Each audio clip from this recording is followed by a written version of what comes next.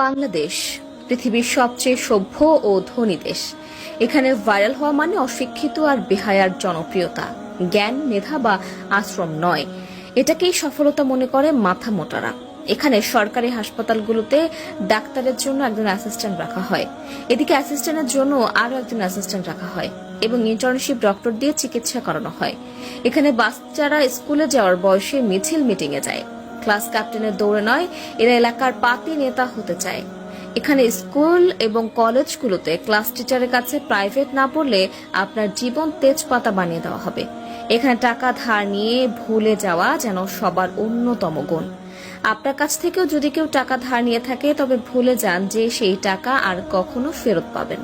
এখানে ছেলে মেয়ে একজন আরেকজনকে জানু মানু সোনা জান এসব বলে তাদের যৌবন শেষ করে দেয়, আর বিয়ে করে 40 বছর পার হয়ে গেলে এখানে দুজন গরিব মিলে আরো 5 থেকে 7 জন গরিবের জন্ম দেয়।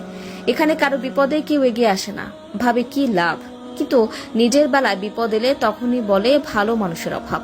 তবে ঠিকই দূর থেকে চেয়ে চেয়ে দেখে এবং সেগুলো ভিডিও করে সোশ্যাল মিডিয়া ছেড়ে দেয়। এখানে সবাই লোভী আর খাই খাই স্বভাবের মানুষের বসবাস।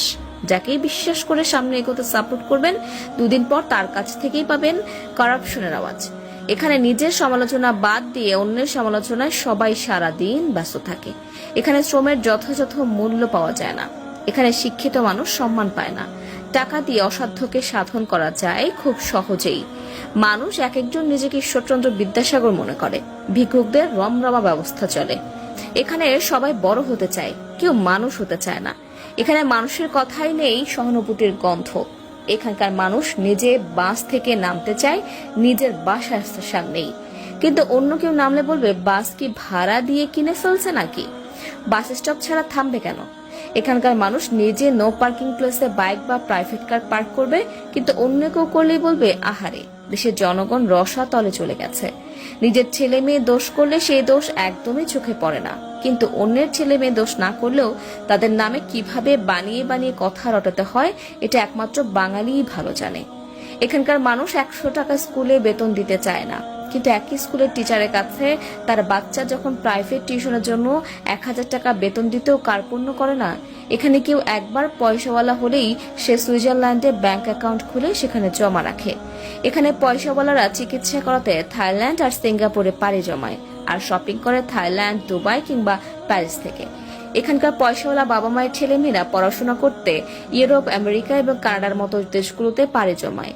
এখানকার মানুষ বাজারে গিয়ে কোনো প্রোডাক্টের বেশি দাম দেখলে বলে আহা এত বেশি দাম কেন, আবার সেই একই প্রোডাক্ট যদি কিছুটা ডিসকাউন্ট বা কম দামে বিক্রি করা হয় তখন তারাই বলবে নিশ্চয়ই এটা খারাপ প্রোডাক্ট, না হলে এত কম দামে বিক্রি করছে কিভাবে। এখানকার মানুষ ভাজা পোড়া তেল চর্বি খেয়ে গ্যাস্ট্রিক বানাবে, আবার সেই গ্যাস্ট্রিক কামড়ার জন্যই ওষুধ খাবে। এখানে টাকার জোরেই হয় তাল গাছটা আপনার, অবহেলায় পড়ে থাকে, খোঁজ খবর রাখে না বাপ মার। এখানে শ্রমের মূল্য নেই, চাষ হয় প্রতিনিয়ত হিংসা বিদ্বেষ। মনে হয় আগেই ভালো ছিলাম, এখন ভালোর দিন শেষ। তা দর্শক, আজ এ পর্যন্তই। আবার আসবো নতুন নতুন সব তথ্য নিয়ে। সে পর্যন্ত সবাই ভালো থাকুন, সুস্থ থাকুন। এতক্ষণ 24 ঘন্টা নিউজের সাথে থাকার জন্য আপনাকে ধন্যবাদ।